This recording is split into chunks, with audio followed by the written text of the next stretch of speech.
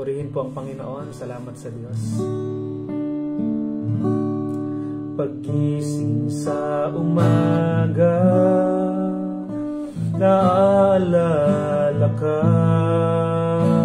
nasasabik ang puso ko na makapiling ka. Umaawi, sumasamba, sumasayaw sa'yo, naghihintay ng pangungusap mo. Pagising sa umaga, naalala ka, nasasabik ang puso ko na makapiling ka. Umaawi, sumasamba, sumasayaw sa'yo, naghihintay ng pangungusap mo. Ayaw kong magkulang ng kapangyarihan mo. Ayaw kong magkulang ng kabanalan mo. Jesus, dakila ka, tanging sandigan ko. Lakas ko ay nanggagaling sa'yo. Ayaw kong magkulang ng kapangyarihan mo. Ayaw kong magkulang ng kabanalan mo. Jesus, dakila ka, tanging sandigan ko'y lakas ko ay nanggagaling sa'yo. Lakas ko ay nanggagaling sa'yo. Lakas ko ay nanggagaling sa'yo. Amen. Purihin ang Panginoon. Tunay nga, Panginoon, na lakas namin ay nanggagaling sa inyo. Wala kaming magagawa kung wala kayo, O Diyos. May mga bagay minsan na takot kaming gawin dahil nananangan kami sa sarili naming kakayahan. But you tell in your word, O God, na trust in the Lord with all your heart and lean not on your own understanding. In all your ways acknowledge Him and He will direct your path straight. Hayaan niyo, Panginoon, na sa pamumuhay namin bilang mga Kristiyano ay makapagtiwala kami sa inyo ng lubos, na kalimutan namin ang aming mga kakayahan, Panginoon, kundi lagi kaming tumingin sa kaya ninyong gawin, because you make things possible, Panginoon, even not possible sa aming mga paningin, Panginoon, ay magiging posible ito sa inyo. Gabayin nyo kami sa pag-aaral namin ng inyong salita sa umagang ito. In Jesus' name we pray. Amen and amen. Praise the Lord. Purihin po ang Panginoon. Good morning po sa ating lahat, mga kapatid. Ito pong group natin ay Growing in God.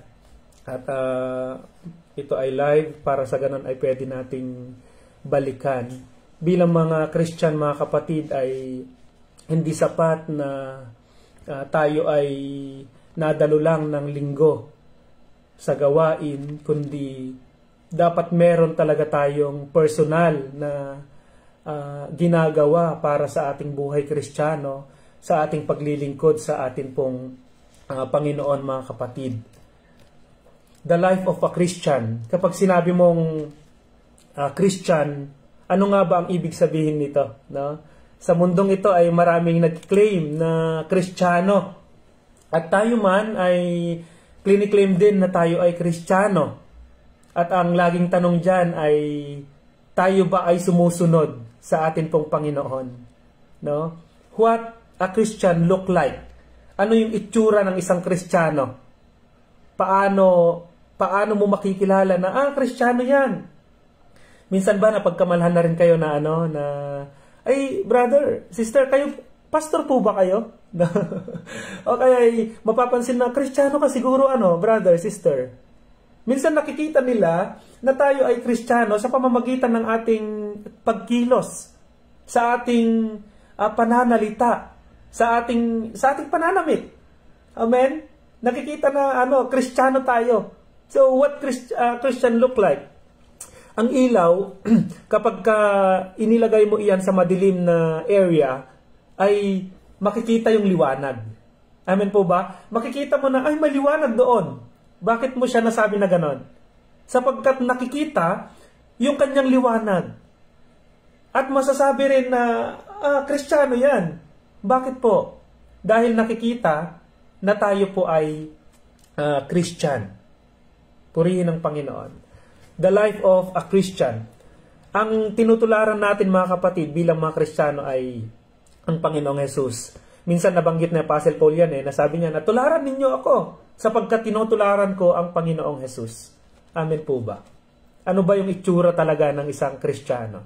Ang gagayahin po natin ay ang ating pong Panginoon. From the word Christ, Christian, Christ, ay tayo po ay mga tagasunod ng Panginoon. At bilang mga tagasunod ng Panginoon ay lumalago tayo. Hindi lang sa kaalaman, hindi lang sa kaalaman sa Biblia, yung marami kang may isa sa ulo na Biblia.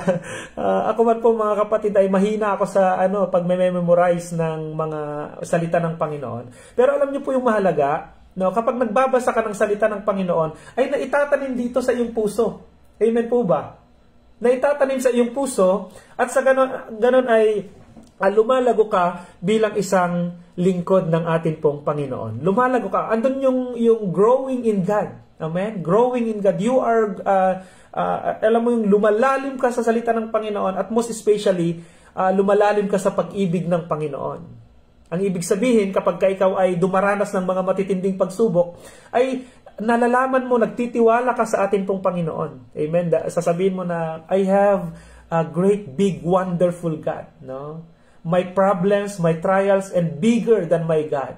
Masasabi mong ganon, sapagkat kilala mo ang Diyos na iyong pinaglilingkuran. At ang sabi naman ng Panginoon hindi kita iiwan, hindi kita pababayaan. Amen po ba? Sa Ephesians chapter 5, nagbukas na po tayo ng ating mga Bible.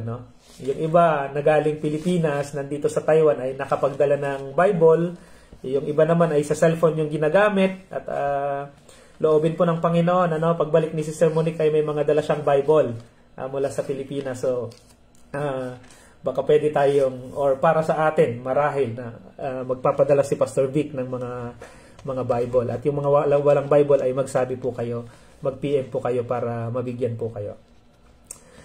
Ephesians chapter 5 verse 1 to 2. Anong sabi niya dito? Yamang kayo'y mga anak na minamahal ng Diyos, tularan ninyo siya. Mamuhay kayong puspos ng pag-ibig tulad ni Kristo. Dahil sa pag-ibig sa atin, inihandog niya ang kanyang buhay bilang mahalimuyak na hain sa Diyos. Amen. Yamang kayong mga anak ng Diyos. Kapatid, ikaw ay anak ng Diyos. Amen po ba? Bakit pastor, ang dami, noong ako ay naging Christian ay ang daming pagsubok. Minsan madalas nating marinig yan sa mga Kristiyano na bakit daw nung sumampalataya sila sa Panginoon ay dumami yung kanilang pagsubok. Though, ang tao ay Kristiyano ka o hindi, ay talagang mayroong dumadating sa iyo ng mga pagsubok sa buhay. But you know what? Being a Christian is, itinuring ka na na ginto. Ulitin ko po yun. Itinuring ka na na ginto. You are now like gold. Amen po ba? Or you are gold. Kapag sinabi natin gold, mahalaga. Meron kang halaga sa Panginoon. Now, ang isang ginto ay ipinaparaan siya sa apoy para malaman kung tunay o hindi. O kaya ay para kuminang, para makita yung kanyang kinang, yung kanyang ganda. Amen po ba? At ganon din yung mga Christian. Ipinaparaan tayo sa apoy upang lumabas yung talagang kinang natin, upang mapaganda pa tayo bilang mga Kristiyano. Amen po ba? Sa Ephesians chapter 5, yamang kayong mga anak na minamahal ng Diyos, tularan ninyo siya. Paano? Paano natin tularan ng Panginoon? Mamuhay kayong puspos ng pag-ibig. Amen. Kayo po ba ay puspos ng pag-ibig? Tayo po ba ay puspos ng pag-ibig? Bilang mga Kristiyano, dapat puspos tayo ng pag-ibig. Dapat lumalabas lagi na tayo ay puspos ng pag-ibig sa anumang sitwasyon. Mahirap man yung sitwasyon, magulo man yung sitwasyon, may mga tao man na, alam mo yun, nakakainis sa paligid natin. Lumalabas pa rin yung puspos, pagiging puspos natin ng banal na espiritu. Amen po ba? Hindi maiwasan yan na sa trabaho natin may mga katrabaho tayo na minsan ay nakakainis. No? May mga sitwasyon tayo na ayaw natin. Mga mahihirap na sitwasyon. At dyan nasusukat kung gaano ka nakalalim bilang isang Christian. Amen? Yung mga pagsubok na yan, yung mga tao na yan na masasabi natin na nakakainis, no? Nakakasira ng mood, sila ay mga sukatan kung gaano ka nakalalim bilang isang Kristiyano.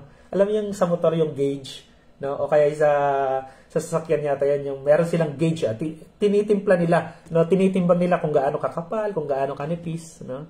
Ganon din sa atin, may mga sitwasyon minsan that they are like gauge, mga sukatan upang sa ganun makita, masukat kung gaano ka nakalalim bilang isang Kristiyano. Amen po ba? Purihin ang Panginoon. At pagpuspos ng pag-ibig, paano ba yan? Puntahan natin sa 1 Corinthians chapter 13. Minsan tinatawag nila ito na the love chapter. 1 Corinthians, ang pag-ibig. 1 Corinthians chapter 13 verse 1 to 7. Yan. Good morning po Sister Eileen. Yan, patulong po ako paki-type yung binabasa natin na Bible verses para pag binalikan ng mga kapatid ay makikita nila ito sa comment section. Thank you po. 1 Corinthians chapter 13 verse 1 to 7. Makapagsalita man ako sa mga wika ng mga tao at mga anghel, kung wala naman akong pag-ibig, para lamang akong batingaw na umaalingaw-ngaw. No? Parang ingay lang siya. O pumpyang na tumataginting. Verse 2, kung ako man ay may kakayahang magpahayag ng salita ng Diyos at umunawa sa lahat ng hiwaga, kung mayroon man ako ng lahat ng kaalaman at ng malaking pananampalataya, napalilipat ko ang mga bundok. Ngunit wala naman akong pag-ibig, wala akong kabuluhan.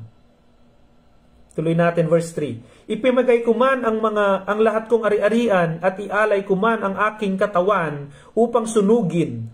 Kung wala naman akong pag-ibig, wala akong kabutihang maidudulot.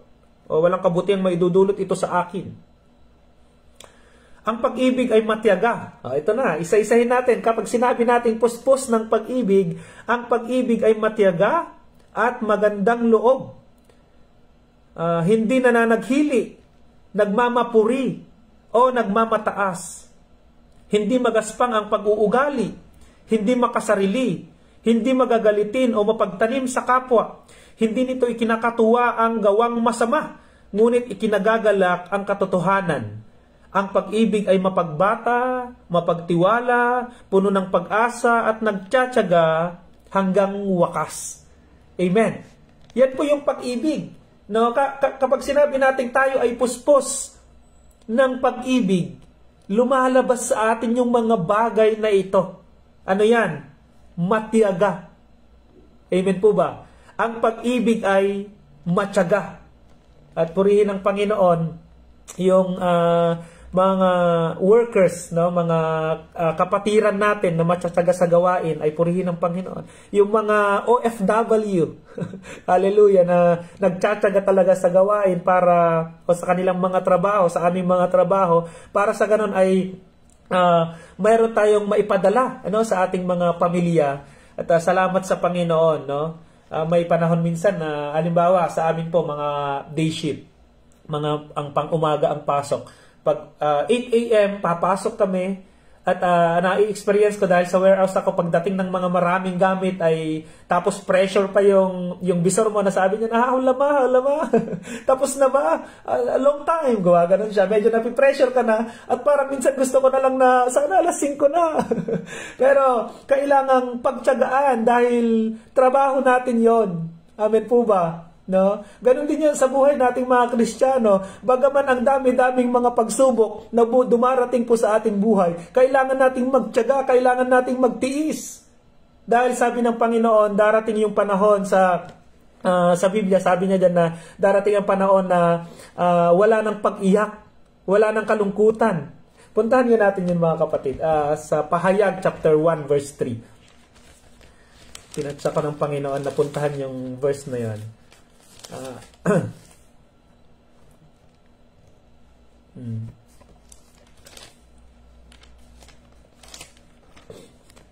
Hanapin ko lang po yan mga kapatid. Purihin ng Panginoon at kailangan nating magtiis sapagkat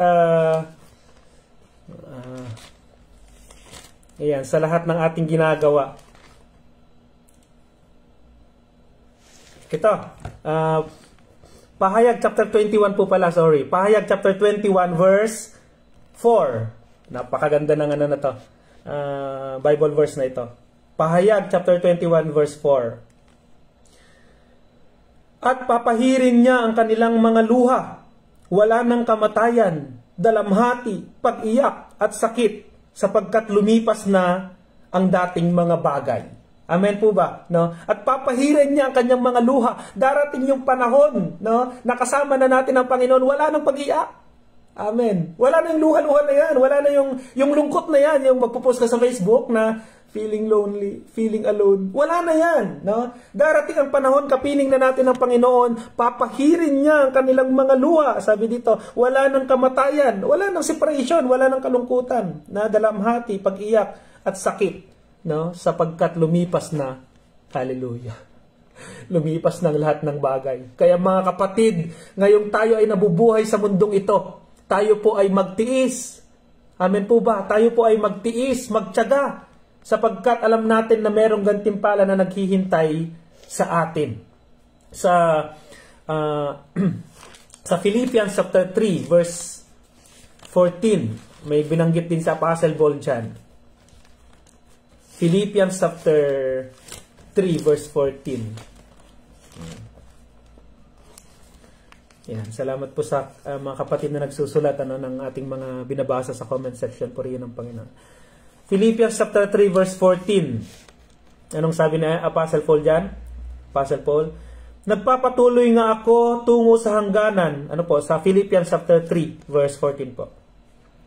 Nagpapatuloy nga ako tungo sa hangganan upang gamtan ang gantimpala ng pagkatawag sa akin ng Diyos sa pamamagitan ni Kristo Jesus ang buhay na hahantong sa langit. Ganyan ang dapat na maging isipan ng mga matatag na sa pananampalataya. Kung hindi ganito ang inyong paniniwala, ito'y ipapaunawa sa inyo ng Diyos. Ang kailangan lamang ay ipagpatuloy natin ang ating nasimulan. Amen po ba? Ipagpatuloy natin ang ating nasimulan. No? Sabi nga sa Kristiyano, bawal ang tamad.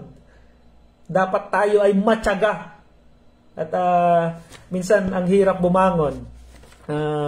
Ang hirap, alam mo yan, dumalo sa gawain kapag ka tayo ay pagod. No? Ang hirap makinig sa devotion kahit online ito kapag ka tayo ay pagod. Yung katawan natin ay hinahanap yung pahinga. Pero purihin ng Panginoon dahil ang Diyos din ang nagbibigay sa atin ng katiyagaan. Amen po ba? Nagbibigay sa atin ng kakayahan para tayo ay makapakinig ng salita ng Panginoon, makapaglaan ng oras para talaga tayo ay mag-grow sa salita ng atin pong Panginoon. Purihin ng Panginoon. Balik po tayo sa ating pinag-aaralan. Sa 1 Corinthians chapter 13. Puspos ng pag-ibig. Amen. Bilang isang Kristiyano kapatid, tayo dapat ay puspos ng pag-ibig. Na kapag dumaranas tayo sa iba't ibang sitwasyon, ay lumalabas yung ating pag-ibig. Ang pag-ibig ay matyaga at magandang loob. Amen po ba? Magandang loob. Hindi nananaghili, nagmamapuri o nagmamataas. Ayan, humble dapat ang isang Kristiyano. Humble. Amen? Mapagpakumbaba. Sabi ng salita ng Panginoon na huwag nating ituring na tayo ay higit na mataas kaysa iba. Magpakababa tayo tulad ni Jesucristo. No? Huwag tayong magmataas. At sabi niya dyan, huwag din tayong mamili kung sino yung pagmamalasakitan natin. punta pa tayo sa Philippians chapter 2. Philippians chapter 2 verse, magsimula tayo sa 3. Ito. Sige. Filipos chapter 2 verse 3. Huwag kayong gagawa ng anumang bagay dahil lamang sa hangad ninyong matanyag. Bagkus magpakababa kayo, huwag ipalagay na kayo'y mabuti kaysa iba. Amen. Huwag niyong ipalagay na kayo'y mabuti kaysa iba. Sa verse 4, ipagmalasakit ninyo ang kapakanan ng iba, hindi lamang ang inyong sarili. Magpakababa kayo tulad ni Hesukristo. Oh, amen. Ito yung bilin sa atin mga kapatid. Huwag kayong gagawa ng anumang bagay dahil lamang sa mga hangad ninyong matanyag. No? Minsan madalas yan sa trabaho kapag napag-uusapan na ginagawa niya yan dahil gusto niyang ma-promote. Gusto niyang mapansin ng boss para sa ganun ay ma-promote. No? Madalas naririnig natin yan. Pero hindi yan applicable sa ating Christian. No? Sa ating mga Kristiyano, kapag meron tayong ginagawa, ay hindi upang tayo ay matanyag, kundi sa pamamagitan natin ay mapapurihan ng ating Panginoon. Purihin ng Panginoon. Amen? To display the glory of the Lord. Sabi ng Biblia na gawin ninyo ang lahat ng bagay sa ikapupuri ng Panginoon. Whatever you do, Colossians chapter 3 verse 3. Colossians chapter 23 verse 3. Whatever you do, do it heartily for the Lord. Amen? Kaya kung nakikinig ka ng devotion, no, dito sa napasimulan natin na online devotion, nakikinig ka, dumadalo ka sa gawain, ay gawin mo lahat ito hindi para sa akin, no? Si pastor kasi para mapansin niya ako na nanonood, hindi siya ganon, no? Dadalo ako ng gawain para yung mga kapatid sa Pilipinas ay makita nila na dumadalo ako ng gawain, hindi po ganon, no? Dapat ang isipin natin, gagawin ko ito para sa Panginoon. Whatever you do, do it heartily to the Lord. Buong puso mong gawin iyon sa Panginoon. Amen po ba? Ang Diyos ang nakakakita ng motibo natin sa lahat na ating ginagawa. Kaya ako po, nung nakaraan pa ay talagang kinukonvict na ako ng Panginoon na magsimula ng isang daily morning devotion. At nananalangin ako sa Panginoon kasi natatakot ako na baka kapag nasimulan ko itong daily morning devotion ay hindi ko maituloy-tuloy. Dahil minsan ay pagod ang katawan, ang hirap bumangon, Pero sabi ko, kailangan humakbang. Amen? Yun po yung gagawin natin. Kailangan nating humakbang para sa ganun maibahagi yung salita ng Panginoon at maitanim sa ating mga puso. Amen po ba? At aasahan ko po na kayo po ay makikiisa sa gawain ito. Hindi naman kailangan na nakakasabay kayo dito sa live. Pero purihin ng Panginoon kung kayo po ay nakakasabay. At pagka kayo ay may panahon na ay balikan ninyo itong live na ito at basahin ninyo yung mga binabasa natin na salita ng ating pong Panginoon. Amen po ba? Salamat sa buhay ng bawat isa sa inyong mga kapatid. Alam niyo po, malaking encouragement sa mga pastor kapag may mga kapatid na sumusuporta sa gawain.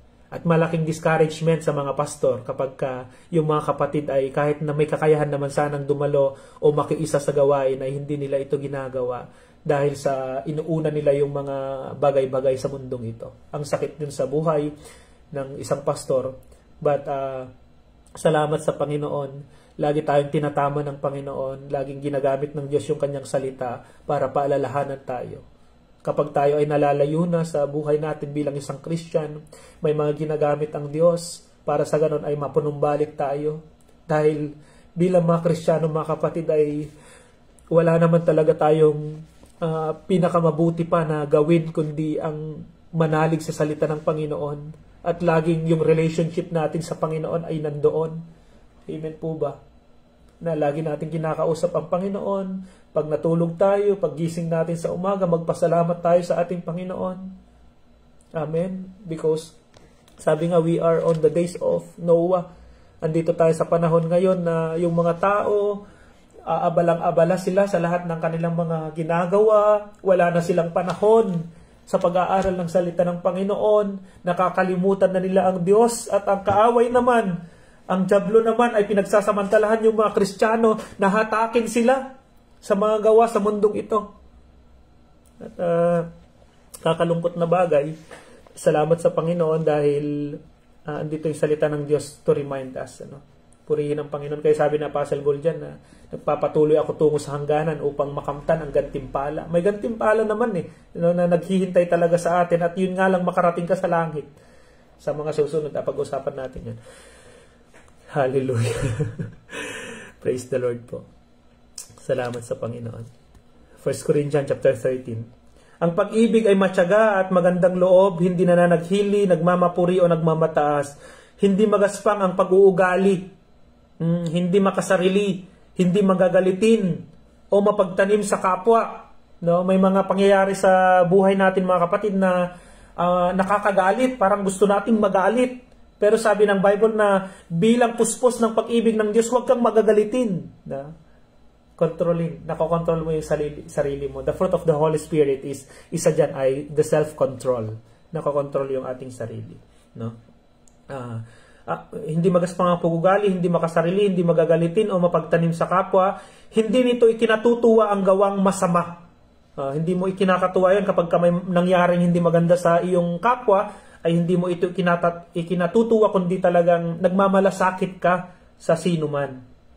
Ang pag-ibig ay mapagbata, mapagtiwala, puno ng pag-asa. Amen. At nagtsatsaga hanggang wakas. 1 Corinthians chapter 13 verse 1 to 7, mga kapatid. Ito yung mga paalala sa atin na tayo po ay puspos ng pag-ibig. 7:26 na. At matatapos po tayo ng 7:30. Itong devotion natin na ito ay simulan natin ng every morning. Pinagpipray ko ba kung ang start natin ay 6:30 or 7 a.m. So, purihin ang Panginoon, may pagpatuloy ang gawain na ito at maisabuhay natin hindi lang marinig, kundi maisabuhay natin, mga kapatid, unti-unti ay babaguhin tayo ng Panginoon na yung maliit na kaalaman natin sa Biblia ay papalaguin ng Panginoon. Yung maliit nating pananampalataya ay palalakihin ng Panginoon. At yung ilaw natin bilang mga Kristiyano na minsan nagkukurap-kurap, kurkurodimdim. Ayun yung term sa Ilocano, ay kurkurodimdim. Yung ilaw natin ay magliliwanag. Magsilbi tayong liwanag sa ating mga trabaho, sa kung saan man tayo naroroon. At gayon na rin maging mabuting halimbawa tayo sa ating mga kapatid. Purihin po ang Panginoon at salamat sa umagang ito. Napakabuti ng Diyos. May mga ginagamit siyang ganito tulad ng social media para sa ganon ay maibahagi yung salita ng Panginoon. Mga kapatid, ayusin natin yung ating mga post sa Facebook. Lagi nating isipin na kapag ba ito'y nabasa ng mga taong nagbabasa ay mabibless ba sila? Mai-encourage ba sila? Yun yung mga kailangan natin gawin. Magsilbi tayong ilaw. Mapuspos tayo ng pag-ibig. Araw-araw ay magliliwanag tayo. At lahat ng ginagagawin natin, ialay natin lahat sa Panginoon. All glory belongs to the Lord. Tayo po ay manalangin. Dakilang Diyos na makapangyarihan sa lahat, salamat po Panginoon sa bagong umaga na ipinagkaloob niyo sa amin, punong-puno ng pag-asa Panginoon. Salamat sa buhay ng mga kapatid na nakasabay ngayon sa live devotion na ito at gayon na rin sa mga manonood pa Panginoon. Hayaan ninyo o God na inyong mga salita ay tumama sa aming mga puso, maitanim ito Panginoon upang sa ganon ay maisabuhay namin o God, hindi lang marinig kundi mai-apply sa aming mga buhay Panginoon at unti-unti Panginoon sa mga bagay na ito, pakikinig ng devotion, pagbabasa ng inyong mga salita ay lumalim kami, hindi lang sa kaalaman kundi sa relasyon namin sa inyo, Panginoon, bilang kayo po ang aming Diyos. Lord, anumang pinagdadaanan ng mga kapatid ko ngayon, Panginoon, you know every trials they have, O God, na pinagdadaanan nila ngayon. I pray na bigyan niyo sila ng kalakasan, Panginoon. Bigyan niyo sila ng kakayahan na makapagtagumpay sa mga pagsubok ng kanilang pinagdadaanan, Panginoon. Lord, ano man ang kanilang mga dalangin sa iyo, I pray, O God, na ipagkaloob niyo po sa kanila ang kasagutan na nagmumula lamang sa inyo. At bigyan niyo kami ng mapagpakumbabang puso na matanggap namin lahat ng mga pagtuturo ninyo sa amin at gayon na rin kapag direct nyo kami Panginoon ay kami po ay magkaroon ng mapagpakumbabang puso na sumunod sa inyo, Lord. Pagpalain nyo ang aking mga kapatid, purihin ka sa kanilang mga buhay, sa kanilang pagsisipag sa gawain, Panginoon. Purihin ka, O Diyos, lahat ng papuri, pagdakila at parangal sa inyo lamang. In Jesus' name we pray. Amen and amen. Purihin po ang Panginoon mga kapatid. Good morning po and have a blessed and wonderful day. See you po bukas mga kapatid sa oras na 6:30 po in the morning.